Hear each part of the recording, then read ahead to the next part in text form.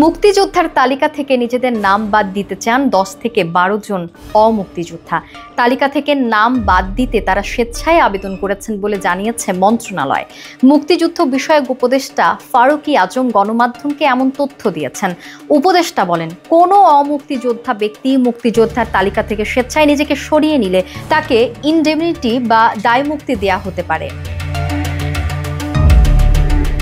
স্বেচ্ছায় নাম প্রত্যাহার না করলে অমুক্তিযোদ্ধাদের বিরুদ্ধে আইনানুগ ব্যবস্থা নেওয়া হবে। সরকারের এমন আহ্বানে সাড়া দিয়ে অমুক্তিযোদ্ধারা নাম প্রত্যাহারের আবেদন জানিয়েছেন বলে জানান উপদেষ্টা।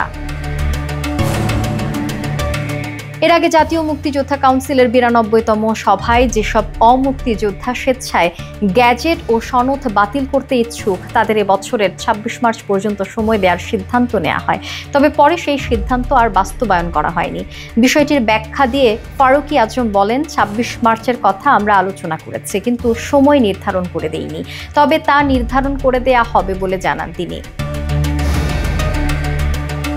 জানা গেছে, বিগত আওয়ামী লীগ সরকারের শাসনামলে 2010 থেকে 2024 সাল পর্যন্ত জাতীয় মুক্তিযোদ্ধা কাউন্সিলের 90টি সভা অনুষ্ঠিত হয়েছে।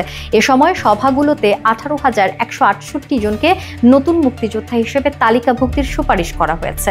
একই সময়ে 5,987 জন অমুক্তিযোদ্ধার গ্যাজেট বাতিলের সুপারিশও করা হয়েছে।